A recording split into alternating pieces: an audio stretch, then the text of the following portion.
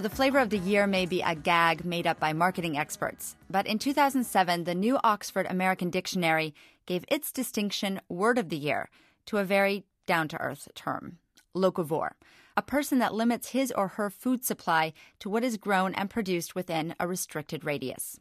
But a restaurant in Amsterdam melded itself to the concept long before this so-called 100-mile diet became trendy in the food world.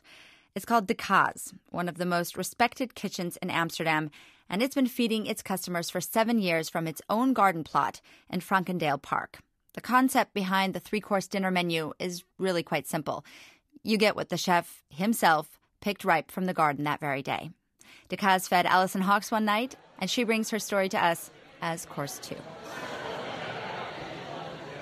I venture to guess there are a few fancy restaurants in the world where the first thing you smell when you enter is dirt. The reception desk at De Kaas opens into a greenhouse where all sorts of kitchen vegetables are growing.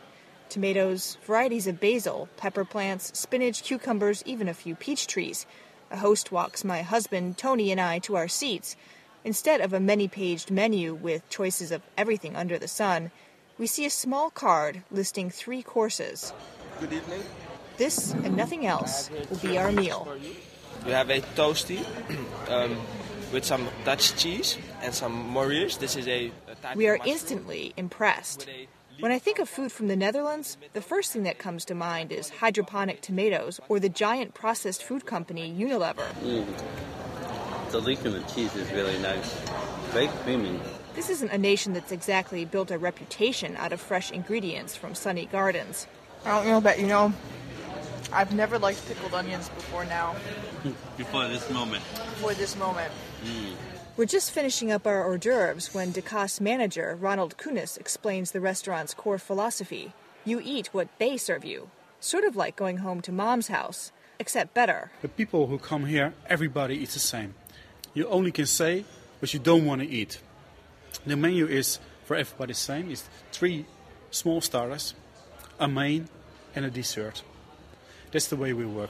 It's the only way you can keep your ingredients fresh. We want to be a fresh restaurant. Ronald whisks us away for a quick tour of the greenhouse and gardens. We have a lot of bay leaves. Bay leaves is one of my favorite ice creams. When we make ice De Kaas opened in 2001 when Ronald and owner Gert-Jan Hageman ditched the high-pressure life of crammed kitchens that serve the customers' every whim. They found an abandoned plant nursery and cleared out the roaming chickens and broken glass.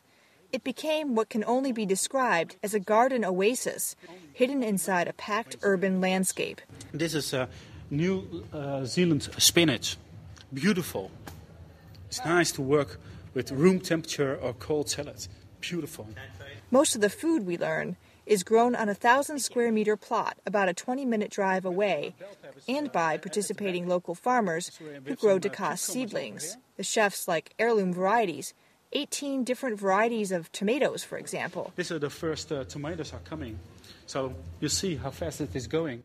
And make use of certain parts of vegetables never found in stores. What we have here is all different kind of herb gardens. So we have some sage, and it's nice to eat. Say the flowers. You taste it, the sweetness and the sage. The odd thing about limiting your ingredients to your own garden is that in some ways it actually opens up options. But not every time of the year is like midsummer bounty or even mid-spring. What do you do in early February when nothing seems to be out in the market? Of course, I was expecting this question. When we have no tomatoes, we put the tomatoes when it's coming in season and in summer. So we put it in jars. We put it away so we can work in the winter with it till it's finished. That's the way we do it. Or we dry things, or we put it on salt, or we preserve it, yeah. All the dairy and meat comes from within Holland's borders, and the seafood is the catch of the day from the North Sea. But we get all the way into the kitchen before we find out what we already suspect. None of these rules are written on stone tablets.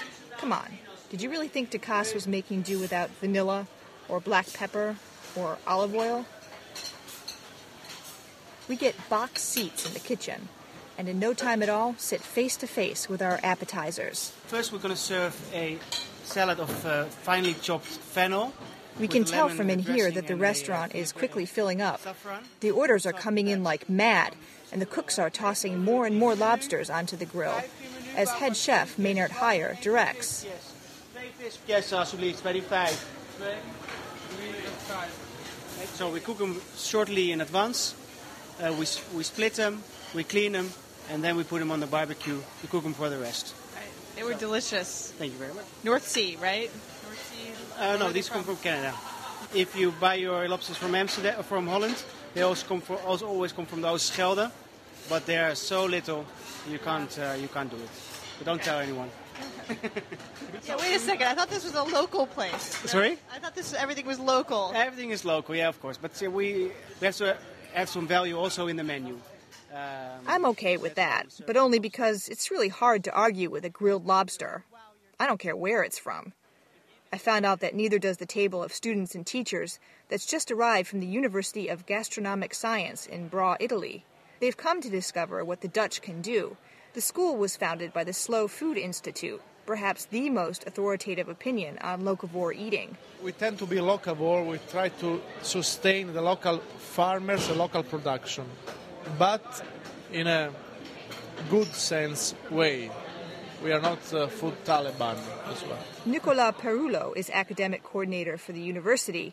He said Dakas fits a trend in the locavore movement. What's happening now, and it is countries which are much more in the food industrial system, like Netherlands or like US, or are at the same time now the countries who are developing the much more critical sense about food and about ecology, about environment. So the two things are coming together.